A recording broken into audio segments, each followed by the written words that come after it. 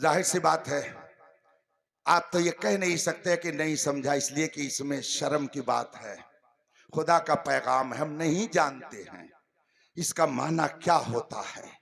मैं कभी कभी अपने नौजवानों को खास कर मुखातब करता हूँ। लोग कहते हैं कि अगर किसी पे रोब जमाना हो तो जरा इंग्लिश में बात करने लगो, रोब जम जाएगा। किसी के ऊपर भाव अपना दिखाना हो, जरा इंग्लिश में बैठ के बात करने लगो, उसके ऊपर तुम्हारा भाव जम जाएगा। लेकिन मैं ये कहता हूं कि इस भाव जमाने से आपकी आखिरत नहीं संवर सकती है। इस भाव जमाने से कब्र में रोशनी नहीं आ सकती है। इस भाव जमाने से ज़ियारत मुस्तफ़ा नहीं हो सकती है। इस भाव जमाने से कब्र की तारीक कोठरी में उजाला नहीं हो सकता है। हजरत जिब्रील ने नबी की बारगाह में पैगाम पहुंचाया, इस्मा शेता फइन्नका मय्यित, जैसे चाहो जिंदगी गुजारो, एक ना एक दिन मौत के मुंह में जाना है।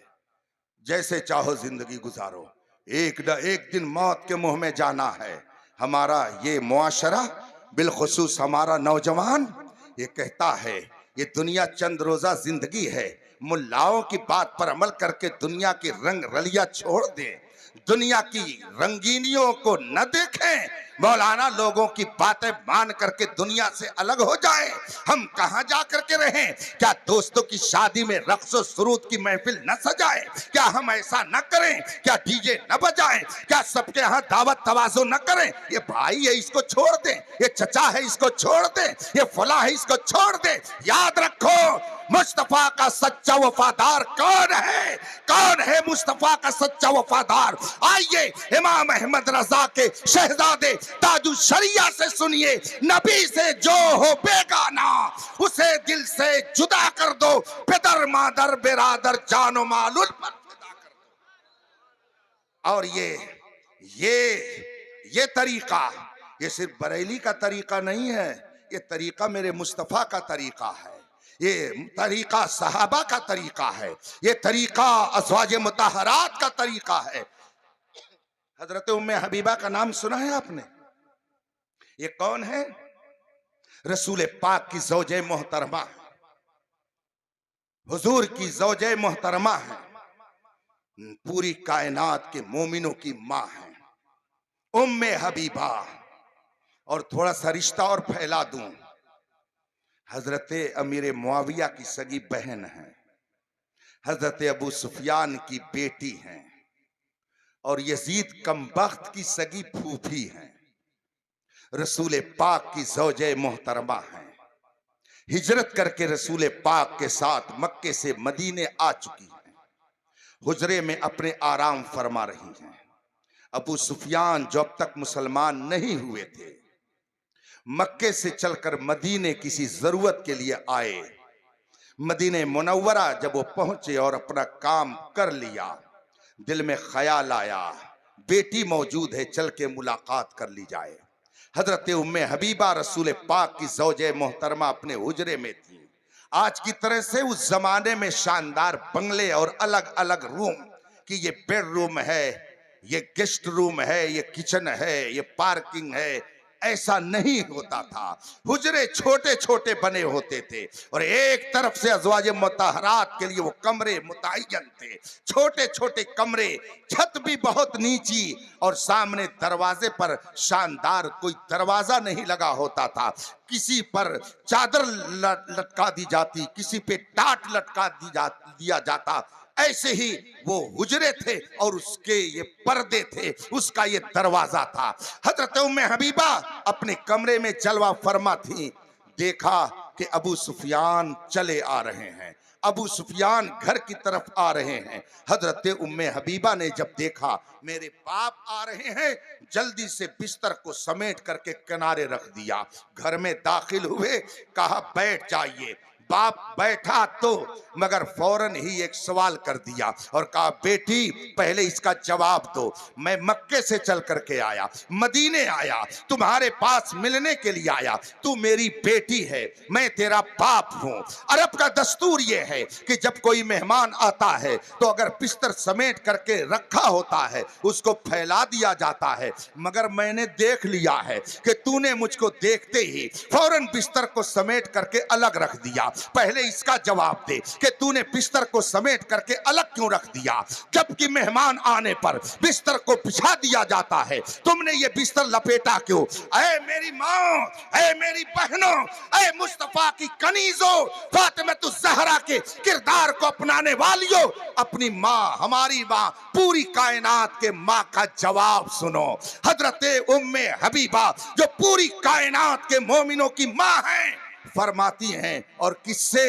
पड़ोसी से नहीं, चचा से नहीं, भतीजे से नहीं, सहेली से नहीं, परदादा से नहीं, अपने बाप से कह रही हैं। बाप को जवाब देती हैं।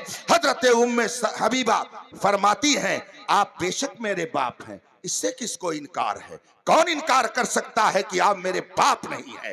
बेशक मैं आपकी बेटी हूं, इससे भी मुझे इनकार नहीं है, मगर मैंने बिस्तर समेट करके क्यों रख दिया?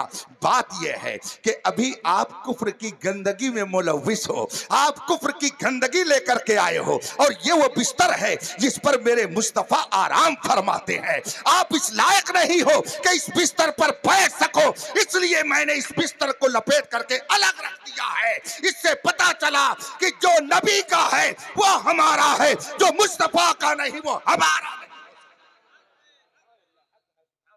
आज अगर किसी से कह दिया जाए ये गुस्ताखे रसूल है, अरे हजरत मेरा चचा है, कैसे छोड़ दूं, ये नबी का दुश्मन है, अरे हजरत ठीक है लेकिन दुनियावी एतबार से थोड़ा निभाना पड़ता है, इसलिए कि ये मेरा मामू है। मेरे भाइयों, अगर आपको अपने मामू का इतना लिहाज है, मामू के बेटे का इतना लिहाज है, तो यजीद ने आपका क्या बिगाड़ा है? वो भी तो मामू का लड़का है। हजरत अमीर मुआविया की बहन उम्मे हबीबा सारी कायनात के मोमिनों की माँ, तो हजरत अमीर मुआविया क्या हुए? पूरी दुनिया के मोमिनों के मामू हुए। और यजीद क्या हुआ? मामू का बेटा हुआ। मगर 1400 साल हो गए, मामू के उस बेटे को आप माफ करने के लिए तैयार नहीं है, बल्कि यजीद पलीद मुर्दाबाद, यजीद पलीद मुर्दाबाद, यजीद पलीद मुर्दाबाद। अगर उस मामू के बेटे को गुस्ताखे अहले बैत और दुश्मने इमाम हुसैन की बुनियाद पर आप 1400 साल से माफ नहीं कर सकते हैं, तो जो रसूल का गुस्ताख हो उसको भला कैसे माफ किया जा सकता है? बड़ी आसानी से कह देते ये मेरा चचा है, ठीक है। इश्क एजाज शिरकत का कायल नहीं, या जमाने का बन या मोहम्मद का बन।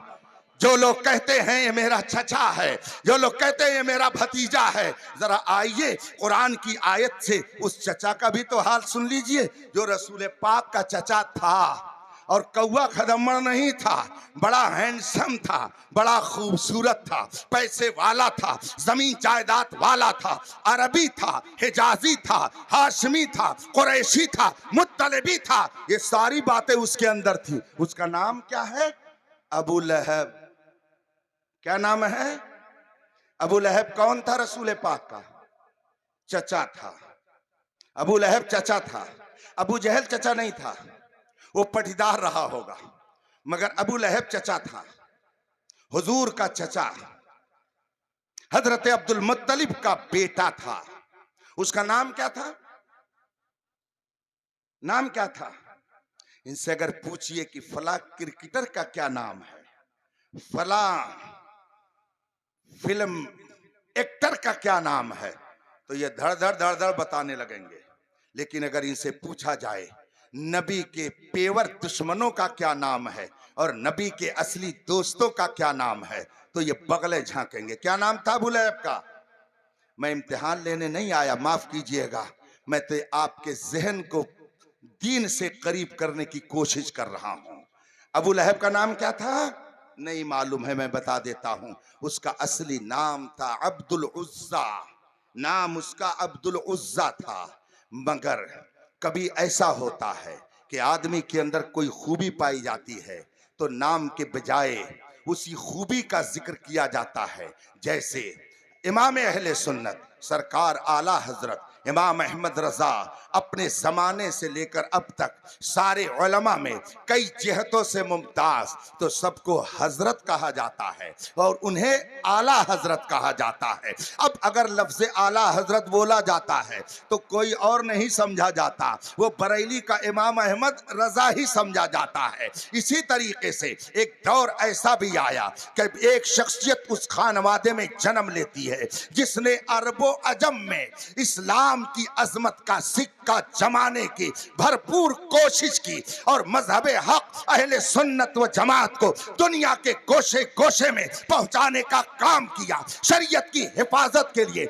उसने अपनी जिंदगी को वक्फ कर दिया। दुनिया ने कहा ये शरीयत की हिफाजत करते हैं, लिहाजा अब ये सिर्फ मौलाना नहीं है, ये ताजुश शरिया है, ये ताजुश शरिया कहे जाएंगे, इनका लक़ब ताजुश शरिया होगा। अब अगर ताजुश शरिया बोला जाता है तो न कोई दूसरा आलिम समझा जाता है, न कोई दूसरा पीर समझा जाता है, समझा जाता है तो बरेली का अख्तर रजा समझा जाता है। इसका मतलब है कि आदमी का नाम कुछ और हो लेकिन कुछ खूबियां आ जाएं तो उसको लक़ब से मशहूर कर दिया जाता है, उसकी कुन्नियत मशहूर हो जाती है।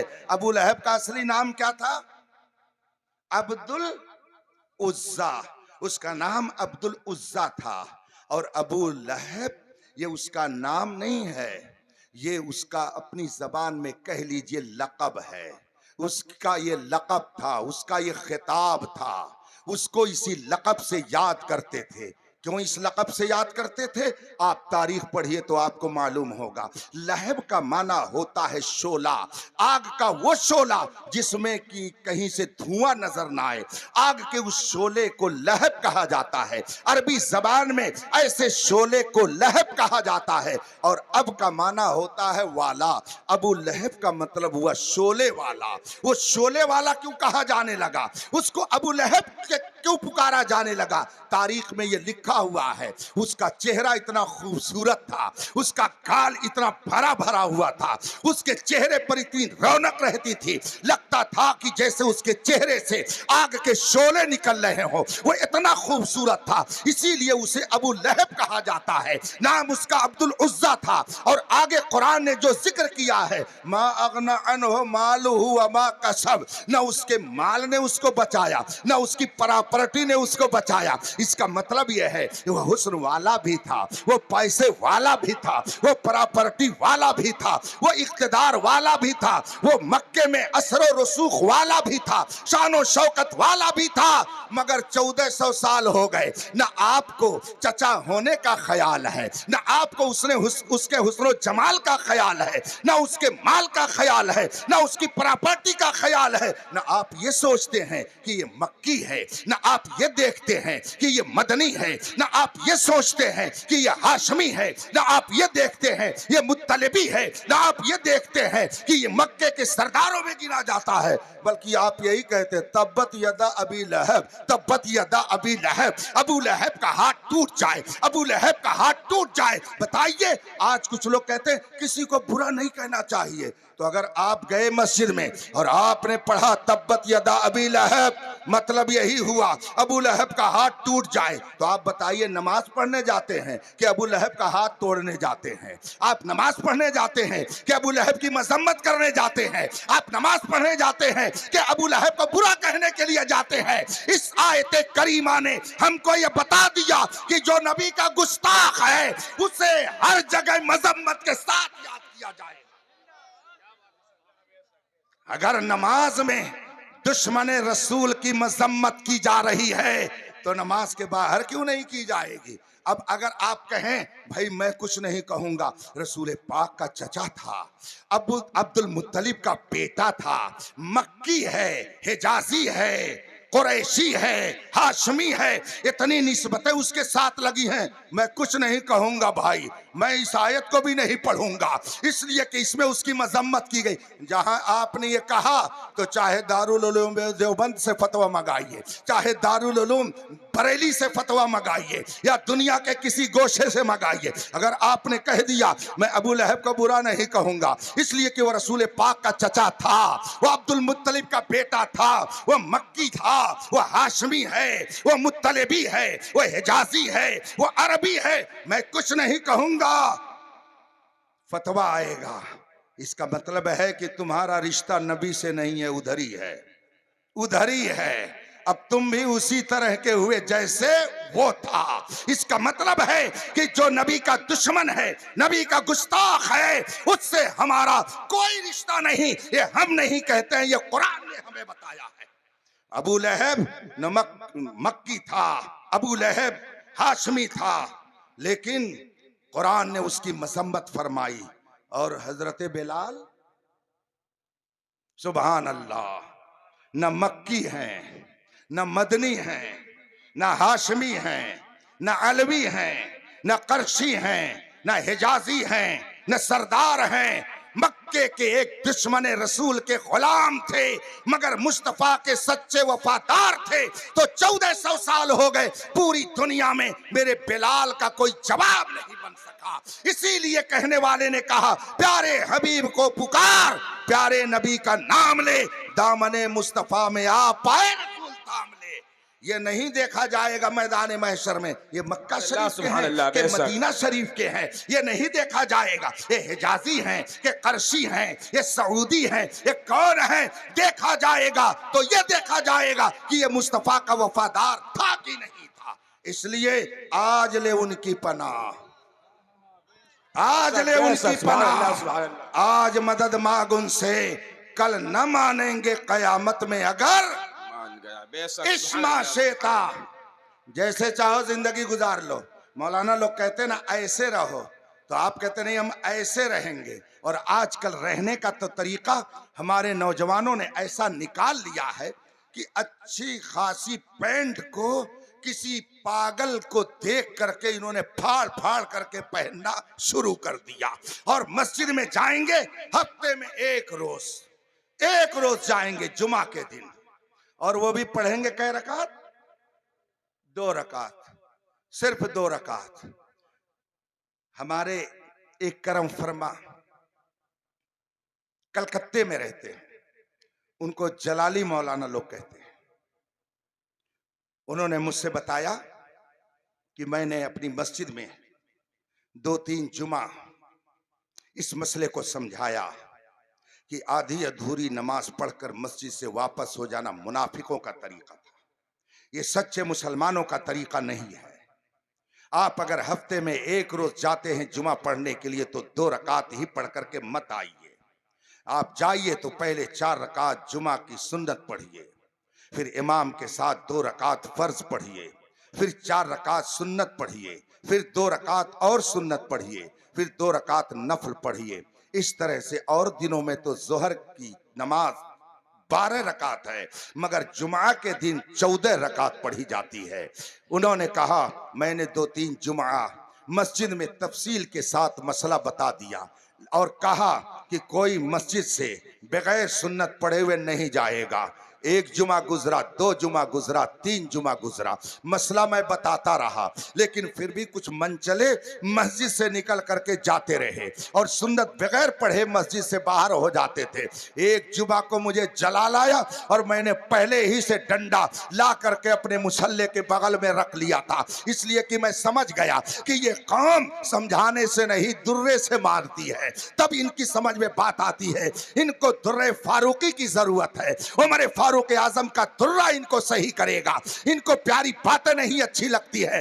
अगर इनको समझाया जाए मस्जिद जाओ, नमाज पढ़ो, ऐसे रहो, ऐसे न रहो, तो ये नहीं समझेंगे। और अगर हुकूमत ने 2 पुलिस वालों को रूल लेकर के भेज दिया तो अगर कहे ऐसे हो जाओ वैसे हो जाएंगे, यहां ना जाओ वहां ना जाएंगे। इसका मतलब है कि ये डंडे की आवाज समझते हैं, आलिम की आवाज नहीं समझते हैं। इसलिए उन्होंने कहा अब मैंने सोच लिया, चुनांचे पहले ही से मैंने डंडा अपने मुसल्ले के बगल में रख लिया और जो ही मैंने सलाम फेरा, मैंने अपने खादिम को बुलाया और कहा दुआ करने से पहले मैं ये डंडा तुमको देता हूं, ले जाओ चैनल के पास ले करके खड़े हो जाओ और जो गुजरे उसको बिना सोचे समझे सोटे लगाओ, जो होगा मैं देखूंगा। इनका दिमाग सही करने के लिए यही एक तरीका है। जगह जगह के तुझे थक चुके हैं हंगामे, निशाते लज्जते ख्वाबे गिरा बदल डालो, गलत रवि से मनाजिल का बोध बढ़ता है, मुसाफिरों रवि से कारवां बदल डालो।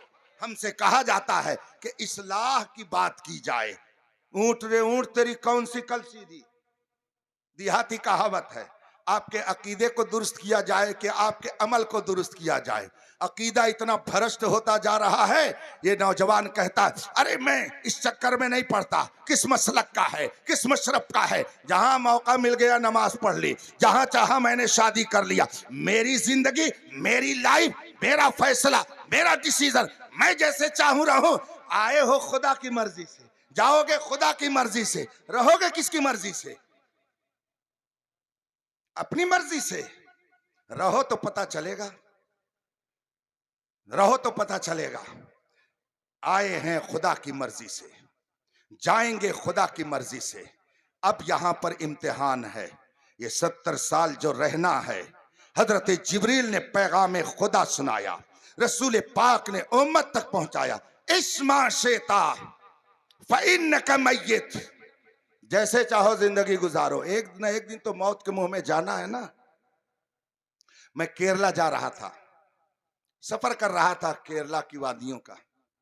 इत्तेफाक से सामने जिम खेलते हैं ना, करते हैं, एक बहुत ही मोटा तगड़ा जिस्म बना करके फोटो में सामने लटकाया हुआ था एक जगह।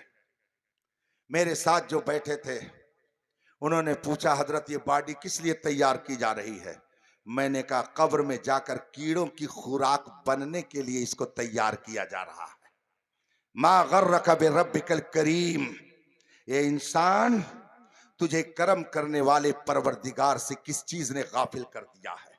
सोच, आज ये जवानी, ये ताकत और कुव्वत, कल जब तू कब्र में जाएगा, पूछ डॉक्टरों से जाकर, अतिब्बा से मालूम कर, जब तेरा जिस्म कब्र में डाला जाएगा सबसे पहले तेरे पेट में खराबी पैदा होगी, कीड़े पैदा होंगे और ये कीड़े तेरे अंदरूनी हिस्से को खाएंगे, फिर तेरे पाखाने के रास्ते से बाहर आएंगे, फिर वो कीड़े तेरे मुंह पे जाएंगे, फिर तेरे हुस्न का गोश्त काट काट करके खाएंगे, उसके बाद में तेरे बाजुओं पे जाएंगे, फिर ये बाजू जिसको तू बहुत ही हैंडसम बनाने के लिए, कौम को दिखाने के लिए बड़ी मेहनत से महफूज करके रखा था, ये बाजू तेरे जिस्म से अलग हो जाएंगे, चेहरे का सारा जुग्राफिया बदल जाएगा, पेट फट जाएगा, सारे आज़ा तेरे एकदम से एक दूसरे से अलग हो जाएंगे। बता, क्या तेरा हुस्न काम आया, तेरी ताकत काम आई, तेरी जवानी काम आई, तेरी जबान दराजी काम आई, तेरा दोस्त काम आया, तेरा बाप काम आया? सुन, कौन काम आएगा? इस्मा शेता, जैसे चाहो जिंदगी गुजार लो, जैसे चाहो रहो। आलिम कहते ऐसे रहो, आप कहते नहीं हम ऐसे रहेंगे। मैंने तो अभी कल एक खबर सुनी अपने इलाके की। बिगाड़ तो चारों तरफ है ना, किसी हिंदुस्तान के एक गोशे की बात नहीं है, चारों तरफ यही हाल है। मुझसे एक साहब ने कहा कि हजरत बड़ा अजीब वाकया पेश आ गया। मैंने कहा वो क्या हुआ? कहा फला गांव में एक इमाम साहब थे, सुन्नी सही अकीदा थे, नमाज पढ़ाते थे, बच्चों को पढ़ाते थे। एक साहब के घर बारात आई एक बदअकीदा की, जिनके यहाँ बारात आई वो सुन्नी थे, मगर उन्होंने अपनी बेटी का रिश्ता एक बदअकीदा से करने का प्लान बनाया। बारात आ गई, निकाह पढ़ाने की बारी आई।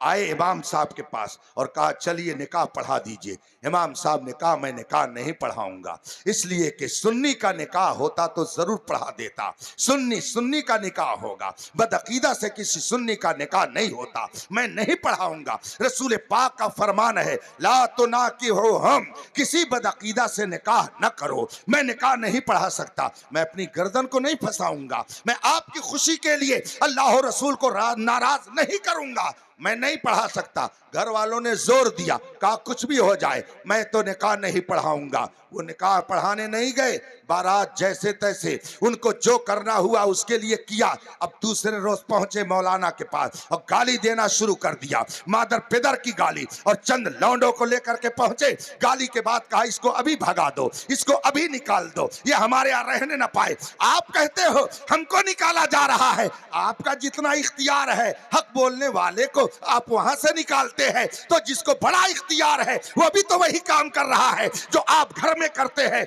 वही दूसरा करता है। तो आप चीखते क्यों हैं, आप रोते क्यों हैं, आप ये क्यों कहते हैं हमको मारा जा रहा है? हमको मारा नहीं जा रहा, हम खुद अपने आप को मार रहे हैं। याद रखिएगा, इज्जत वकार रोब दबदबा जो भी मिलेगा मुस्तफा की सच्ची फर्मा बरदारी की बदौलत मिलेगा। आप अगर चाहें कि हम दुनिया में लफंगू हो करके रहें और फिर भी हमारा रोब लोगों पर रहे, हो नहीं सकता है। आपने कभी डीएम को 4 लोगों के सामने हंस हंस करके पब्लिक में बात करते हुए देखा? कभी आपने एसपी को इस तरह से बात करते हुए देखा? नहीं देखा होगा। क्यों? इसलिए कि उसका एक मकाम है, उसको बावजन रहना है, उसकी कुर्सी का एक वकार है, उस वकार के मुताबिक उसको रहना है। इसलिए वो अगरचे हंसना चाहता है मगर पोस्ट है कि उसको हंसने से रोक देती है। वकार है जिसकी बुनियाद पर बहुत ही बोल्ड होकर के रहता है। अगर दुनिया की एक पोस्ट वाला बावकार बन करके रहता है तो बताइए ईमान से बढ़ करके और कौन सी पोस्ट हो सकती है? एक मोमिन को अगर ये मर्तबा मिल जाए तो उसे तो और ज्यादा बावकार बन के रहना चाहिए। और अगर आप चाहें हम जो चाहे करें, क्यों मौलाना बोलते हैं तो करिए जो चाहे करना हो। जब मारे जाएंगे तो कहें मौलाना लोग कहाँ हैं, पीर साहब लोग कहाँ हैं? जब मारे जाएंगे तो इंजीनियर साहब को बुलाइए, बुलाइए डॉक्टर साहब को, बुलाइए वकील साहब को, इसलिए कि ये दुनिया की तालीम हासिल करके आपकी दुनिया की हिफाजत करेंगे। उनको करना चाहिए। उलमा दीन के आलिम है या आपके दीन की हिफाजत के लिए चीख रहे हैं? इनका काम है आपके दीन की हिफाजत करना, ये करने की कोशिश कर रहे हैं। इसलिए आप जैसे चाहो जिंदगी गुजार लो, जो चाहो कहो, जैसे चाहो गाली दो, किसी सच्चे आलिम को बुरा कहो, किसी आलिम की मजम्मत करो, उस आलिम का नुकसान कुछ नहीं होगा। इस्मा शेता हुजूर फरमाते हैं खुदा का पैगाम है, जैसे चाहो जिंदगी गुजारो, एक ना एक दिन तो मौत के मुंह में। और जब मौत के मुंह में जाएंगे तो क्या होगा? 50 डीजे लगे होंगे, 50 आपके दोस्त होंगे जो नाचते हुए कब्र में आपको ले जाएंगे। और जब मैयत कब्र में रखी जाएगी तो वहां हसीनाने जहां होंगी जो आपका इस्तकबाल करेंगी। आप दुनिया में नाचते रहे, दुनिया में गाते रहे, नबी की नाफरमानी करते रहे, रसूल पाक के दुश्मनों से दोस्ती करते रहे। अब कब्र में जाने के बाद लेके जाइए, सबको पता चल जाएगा। इस्मा शेता जैसे चाहो जिंदगी गुजारो, एक ना एक दिन तो मौत के मुंह में जाना है। हजरत जिब्रील का दूसरा पैगाम, खुदा की तरफ से वो पैगाम जो हजरत जिब्रील ने पहुंचाए, वो क्या? अहबी मन शेता, जिससे चाहो मोहब्बत करो, जिसको चाहो अपना महबूब बनाओ, एक ना एक दिन उसे छोड़कर जाना है। दुनिया का कोई महबूब हो, आप जमीन से मोहब्बत करें, जमीन आपकी महबूब है। आप किसी दोस्त से मोहब्बत करें, दोस्त आपका महबूब है। बीवी से मोहब्बत करें, बीवी आपकी महबूबा है। माँ से मोहब्बत करें, माँ आपके लिए महबूब है। बाप से मोहब्बत करें, बाप आपके लिए महबूब है। इस्मा शेता फइन्नका मय्यित व अहबि मन शेता फइन्नका मुफारिकु, जिससे चाहो मोहब्बत करो, एक ना एक दिन उसे छोड़कर जाना है, छोड़कर जाना है। कोई महबूब ऐसा नहीं है कि जो कब्र में जाने के लिए तैयार हो। दुनिया में सबसे ज्यादा मोहब्बत करने वाली हस्ती का नाम माँ है। माँ से ज्यादा कोई मोहब्बत करने वाली शख्सियत आपको नहीं मिलेगी। माँ की ममता का हाल यह है कि अगर बेटे ने माँ से झगड़ा कर लिया और घर से झगड़ा करके बाहर निकला, माँ उसके सामने कहेगी भाग जा, नजरों से सामने से हट जा, घर से हमारे निकल जा यहां से। और अगर बेटे ने सूटकेस उठा लिया, चल मैं चलता हूं, नहीं रहूंगा तेरे साथ, तेरे घर नहीं रहूंगा, माँ ने जलाल में उसे निकाल दिया, बेटा भी गुस्से में चला गया। लेकिन जो ही बेटा नजरों से गायब होता है, माँ आंचल उठा करके रब की बारगाह में दुआ करती है, अल्लाह मेरे बेटे की हिफाजत करना। ये माँ का जिगर है। और मैंने अपने तजर्बे की रोशनी में ये जाना है कि अगर दोस्त बढ़ रहा है तो दूसरा दोस्त कैसा ही जिगरी क्यों ना हो, वो सोचने लगता है कहां से बढ़ रहा है, कहां से इसके पास इतना पैसा आ रहा है, कहां से इसको तरक्की मिल रही है। और अगर भाई है तो वो भी सोचने लगता है क्यों इतना बढ़ रहा है, कहां से इसके पास पैसा आ रहा। पड़ोसी का तो वैसे ही दिल घुटता चला जाता है। कोई ऐसा नहीं है, बल्कि अब तो यह है कि अगर मुरीद बढ़ गया तो पीर को जलन हो गई, शागिर्द बढ़ गया तो उस्ताद के दिल में घुटन पैदा हो गई। ये हमारा मुआशरा है। लेकिन बाप ऐसा सीना रखता है कि बेटा जितनी तरक्की करता है, बाप का सीना उतना ही चौड़ा होता चला जाता है। वो उसके लिए उतनी दुआ करता है। न मां से ज्यादा मोहब्बत करने वाली कोई हस्ती खातून में मिलेगी, न बाप से ज्यादा शफकत करने वाला कोई आपको मर्द मिलेगा। लेकिन अगर बेटा दुनिया से मां की नजरों के सामने चला जाए, तो क्या तारीख में आपने किसी मां के बारे में सुना कि अगर बेटा कब्र में गया तो मां ने कहा मुझे भी लेटाओ, मैं भी कब्र में जाऊंगी, बेटे के बगैर नहीं रह सकती। तारीख में आपने किसी मां का नाम सुना? मैंने तो नहीं पढ़ा। अगर आपके इल्म में हो तो मुझे बता दीजिएगा। मां से ज्यादा मोहब्बत करने वाली कोई हस्ती नहीं। मगर बेटा अगर दुनिया से जा रहा है तो मां भी उसके साथ कब्र में जाने के लिए तैयार नहीं। 2-4 हफ्ते रोकर, आंसू गिराकर, अपने सीने पे पत्थर रख करके वो अपने बेटे को सब्र कर लेगी, भूल जाएगी, मगर कब्र में नहीं जाएगी। वो बाप जो जरा सी परेशानी देख करके अपने बेटे की तड़प जाता था, बेटा अगर बाप के सामने दुनिया से गया, वो बाप भी अपने बेटे के साथ कब्र में जाने के लिए तैयार नहीं।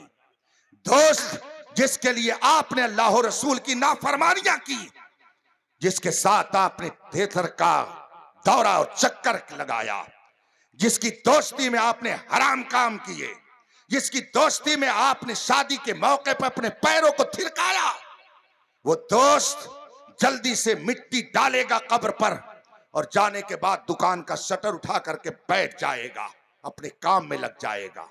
वो भाई जिसको आप अपनी शफकत देते थे और उसकी मोहब्बत लेते थे, कब्र में गया, भाई 2-4 रोज गमजदा होगा, उसके बाद में वो भी अपने काम में लग जाएगा। वो बहन जो शफकतों का सहारा लेकर के हमेशा भाई के दामन से मचला करती थी, अगर भाई कब्र में चला गया, बहन हफ्ता 2 हफ्ता रोकर अपने मां के साथ जिंदगी गुजार कर फिर अपनी ससुराल चली जाएगी।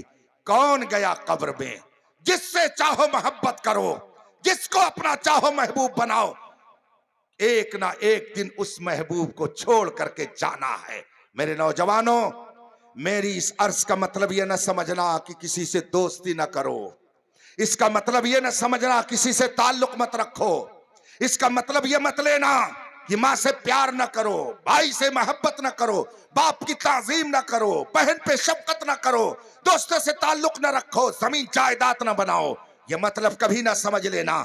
अगर आपके पास पैसे नहीं होंगे तो ये शानदार शामियाना कैसे लगेगा, आला किस्म की कुर्सियां कैसे लगेंगी। अगर आपके पास दौलत नहीं होगी, उलमा का ये हुजूम कैसे यहां जमा होगा। अगर आपके दरमियान दुनियावी तालीम याफ्ता नहीं होंगे, लायर नहीं होंगे, तो बताइए गरीबों को मुकदमा लड़ करके मुफ्त में जेल की सलाखों से बाहर कौन लाएगा। अगर आपके दरमियान इंजीनियर नहीं होंगे तो मस्जिद और मदरसे का मुफ्त में शानदार नक्शा कौन तैयार करेगा? डॉक्टर नहीं होंगे तो गरीबों का मुफ्त इलाज कौन करेगा? आलिम नहीं होंगे आपको शरीयत के मसाइल कौन बताएगा? हाफिज नहीं होंगे तो बताइए रमजान में तरावी कौन पढ़ाएगा? इन चीजों से आप जुदा नहीं हो सकते। रहने के लिए मकान जरूरी है, चलने के लिए गाड़ी जरूरी है, पहनने के लिए कपड़ा जरूरी है, खाने के लिए ग़िज़ा जरूरी है। ये सारी चीजें जरूरी हैं। माँ से मोहब्बत भी जरूरी, बाप से प्यार करना भी जरूरी, बहन के साथ शफकत से पेश आना भी जरूरी, दोस्तों के दरमियान रहना भी जरूरी। मगर याद रखिए, ये सारे ताल्लुकात, ये सारी चीजें अल्लाह ने हमें दी हैं इस दुनिया में इस्तेमाल करने के लिए, सच्ची मोहब्बत करने के लिए उसने अपना महबूब हमें अता फरमाया है। ये सारी चीजें मोहब्बत करने के लिए नहीं बल्कि दुनिया की जिंदगी गुजारने के लिए है। अहबिब मन शेता, जिससे चाहो मोहब्बत करो, एक ना एक दिन उसे छोड़कर जाना है। लेकिन लेकिन इसी कायनात में अल्लाह ने एक महबूब ऐसा बनाया है कि जिसने उससे सच्ची मोहब्बत कर ली, जिसने उसको अपने दिल में बिठा लिया, जिसने उसके दोस्तों से दोस्ती कर ली, जिसने उस महबूब के दुश्मनों से दुश्मनी कर ली, जिसने उस महबूब के कदमों पर अपनी जान को कुर्बान कर दिया, जिस शख्स ने उस महबूब के कदमों पर अपनी जानो माल को पेश कर दिया, वो महबूब ऐसा है कि जब सारे महबूब साथ छोड़ देते हैं, कब्र की तारीक कोठरी में वही महबूब उजाला बन करके आता है। इसीलिए इमाम अहमद रजा ने फरमाया, कब्र में लहराएंगे ता हश्र चश्मे नूर के, जलवा फरमा होगी जब तलात रसूलुल्लाह। सुभान अल्लाह। इसीलिए आला हजरत फरमाते हैं, लहद में इश्क रुखे शह का दाग लेके चले, अंधेरी रात सुनी थी चराग लेके चले। रफीकान मोहतरम, बात बहुत लंबी हो गई, गुफ्तगू मैंने कहीं से शुरू की थी मगर काम की बातें आपके दरमियान में रखता चला गया। ये दुनिया, इस दुनिया में हमको अल्लाह ने भेजा है, हम एक अच्छी फितरत लेकर आए हैं, उस फितरत को खराब मत कीजिए। नबी को मानिए जैसे मानने का हक है। आपने रूहों की दुनिया में नबी की पैरवी करते हुए अपने आप को मुसलमान बनाया। अव्वलुल मुस्लिमीन रसूल पाक हैं। आपने इकरार किया रसूल पाक की तालीम की बदौलत। इसलिए इस दुनिया में आने के बाद उस रसूल से अपना रिश्ता मजबूत रखिए। रिश्ता रसूल पाक से जितना मजबूत होगा, रहमतों की आप पर उतनी ही ज्यादा बारिश होगी। आप लाख दौलत इकट्ठा कर लीजिए मगर दौलत आपकी हिफाजत नहीं करेगी। रब्बे कदीर नबी के सदक़े में अपने करम से आपकी हिफाजत फरमाएगा। इसलिए हजरात, मदरसा फातिमतुज़ ज़हरा जो बच्चियों की तालीम के लिए है, इन बच्चियों को आप ज़ेवरे इल्म दीन से मुज़य्यन करें। ये बच्चियां अगर इल्म दीन हासिल करेंगी तो ये जहां पे रहेंगी आने वाली नस्लों की भी हिफाजत करेंगी। हुजूर फरमाते हैं, फितरत को बदलने का काम सबसे पहले माँ बाप करते हैं।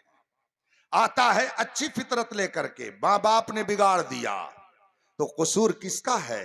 मौलाना साहब का, पीर साहब का, उस्ताद का नहीं। फितरत अगर बिगड़ी तो सबसे पहले कसूरवार उसके वालिदैन हैं।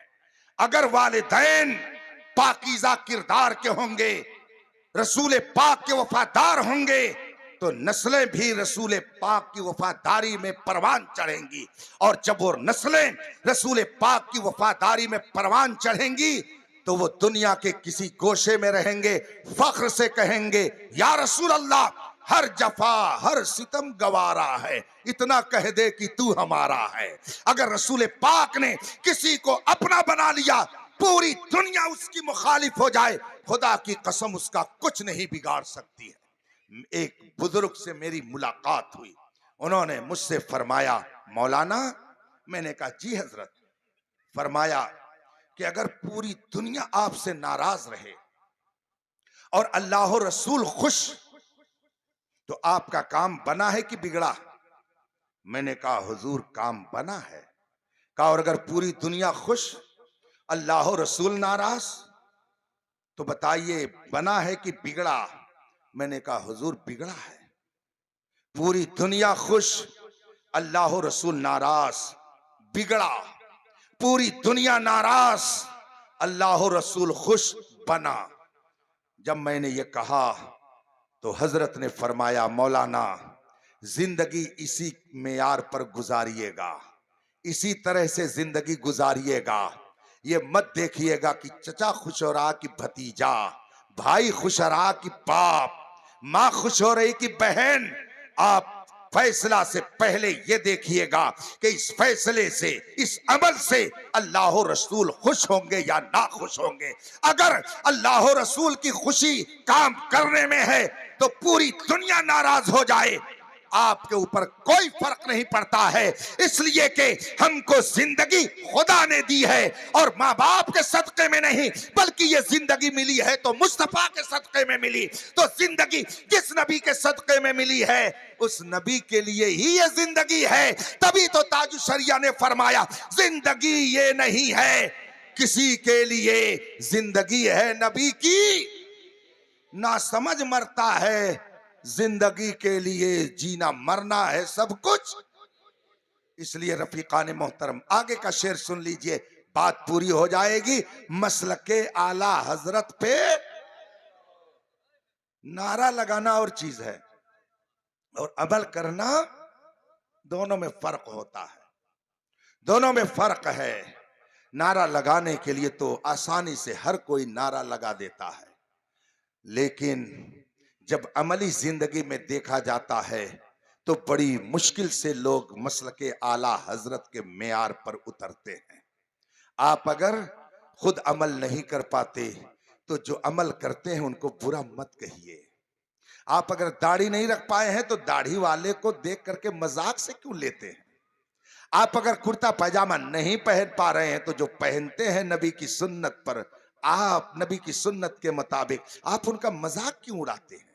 आप नमाज नहीं पढ़ पाते, ये आपका अमल है, मगर जो पंज वक्ता नमाजी है उसको मस्जिद का मुल्ला कह करके मजाक उड़ाने का हक आपको किसने दे दिया है? अगर आप अमल नहीं कर पाते हैं तो आप अपनी बदअमली पर रोइए, मगर जो अमल करता है उसका मजाक मत उड़ाइए। इसलिए कि दीवाने को तहकीर की नजरों से न देखो, दीवाना बहुत सोच के दीवाना बना है। इसलिए अगर कोई इस इस्लामी वज़ाक़ता में मुस्तफा के फरमान के मुताबिक जिंदगी गुजारता है उसका मजाक मत उड़ाइए, वरना यहां मजाक उड़ाएंगे तो वहां क्या होगा? कुरान की आयत करीमा है जिसका मफहूम मैं आपको सुना दूं। मैदान महशर जब कायम हो जाएगा, जन्नती जन्नत में, जहन्नमी जहन्नम में चले जाएंगे, लेकिन कुरान की आयत करीमा है जिसका तर्जमा और मफहूम मैं अर्ज कर रहा हूं। जितने लोग दुनिया में किसी ईमान वाले का मजाक उड़ाए होंगे, जितने लोग दुनिया में मजाक उड़ाने वाले होंगे मोमिनों का, कुरान है, मैं लतीफा नहीं सुना रहा हूं, न मेरी आदत कहानी और लतीफा सुनाने की है, कुरान करीम की आयत का मैं मफहूम बता रहा हूं। जितने लोग दुनिया में किसी ईमान वाले का मजाक उड़ा करके दुनिया से गए होंगे, दाढ़ी वाले को देख करके मुल्ला जी, नमाजी को देख करके मस्जिद के मुल्ला जी, वो बागी साहब, वो दाढ़ी वाला, वो फला, वो टोपी वाला, वो कुर्ते वाला, वो पैजामे वाला, जितने लोगों ने मजाक उड़ाया होगा, जब मैदान महशर कायम होगा, जन्नती जन्नत में जाएंगे, जहन्नमी जहन्नम में जाएंगे। अल्लाह का हुक्म होगा, खुदा की तरफ से इंतजाम होगा कि जिस जिस का मजाक दुनिया में लोगों ने उड़ाया, जिस जिस का मजाक उड़ाया, सब जहन्नम में ऐसी जगह रखे जाएंगे कि वहां से ये जन्नती दिखे, ये जन्नती उनको देखेगा और वो जहन्नमी इसको देखेंगे। जितने लोगों ने मजाक उड़ाया होगा दुनिया में, जितने लोगों ने हंसी की होगी, ठट्ठा किया होगा, सब एक तरफ से जहन्नम में दिखेंगे। और अलल आराई के यज़हकून, कुरान फरमाता है अल्लाह ताला जन्नतियों को तख्त पर बिठा देगा।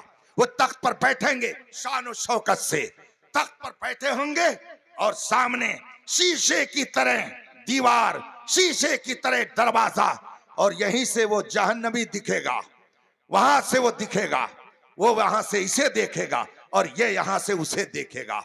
और उसके बाद में कुरान करीम ने कितना शानदार मोमिनों को तोहफा दिया है कि यहां अगर इस्लाम पर अमल करने की वजह से कोई तुम्हें मजाक से लेता है, मजाक उड़ाता है, उससे रंजीदा क्यों होते हो? रंजीदा क्यों हो? परेशान क्यों हो? तुम मुरझाए हुए क्यों हो? घबराओ नहीं, एक दिन आएगा फिर मैं तुम्हारे लिए क्या इंतजाम करूंगा। कुरान कहता है जन्नत में तख्त पर वो बैठ जाएगा जिसका मजाक उधर उड़ाया गया होगा, और वो सारे के सारे लोग एक तरफ उधर जहन्नम में होंगे। कुरान करीम में है, जिसका मफहूम मैं बता रहा हूं। फिर वो जन्नती जब देखेगा, अच्छा यही है जो मेरी दाढ़ी का मजाक उड़ा रहा था, यही है जो मेरी नमाज का मजाक उड़ा रहा था, यही है जो मेरे कुर्ता पैजामे का मजाक उड़ा रहा था। और वहां वो जल रहा होगा, परेशान होगा, मगर वहीं से देखेगा। और इधर जन्नत की बहारों में शानदार तरीके से तख्त पर बैठ करके बेहतरीन मशरूब पी रहा होगा। जन्नत की बहारें उसकी नजरों के सामने होगी, वो वहीं से देखेगा मुरझाया चेहरा, गोबरौले की तरह बनाए हुए मुंह, वहीं से देखेगा। अब ये जन्नती यहां से कहेगा आ जाओ, जल्दी से आ जाओ, इधर आ जाओ, इधर आ जाओ। अब वो आओ देखेगा ना ताओ, ये नहीं सोचेगा कि मैंने दुनिया में इसका मजाक उड़ाया था, दुनिया में इसका इस्तेहजा किया था। वो कहेगा चलो जल्दी यहां से चले, बुला रहा है, हो सकता है वहां जगह मिल जाए। हदीस है, कुरान की आयत का मैं मफहूम बता रहा हूं। वो जन्नत जहन्नम में होगा और जन्नती यहां से पुकारेगा आओ आओ, जल्दी आ जाओ, जल्दी आ जाओ।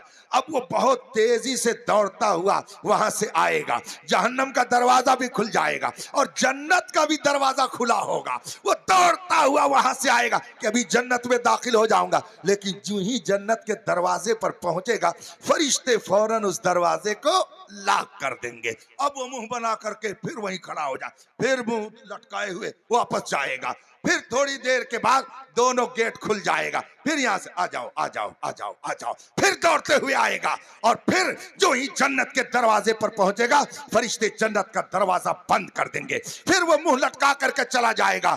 ऐसे ही जब तक ये जन्नती चाहेगा, उस गुस्ताख का मजाक जहन्नम में उड़ाता रहेगा। ये कल कयामत के दिन होगा। इसलिए मुसलमानों, तुम्हें घबराने की जरूरत नहीं है। हमने मुस्तफा का दामन थामा है, हमें इस पर फख्र है कि रब ने हमें मुस्तफा का वफादार उम्मती बनाया है। इसलिए जो लोग रसूल पाक की शान में गुस्ताखी करते हैं, खुदा की शान में बदतमीजियां करते हैं, इस्लाम के कानून का मजाक उड़ाते हैं, आपके इस्लामी तहजीब का इस्तेहजा करते हैं, आपको घबराने की जरूरत नहीं है। जिस खुदा की खुशी के लिए आप ये कर रहे हैं, उससे कोई शय पोशीदा नहीं है। आप सच्चे वफादार मुस्तफा बन के रहिए। बच्ची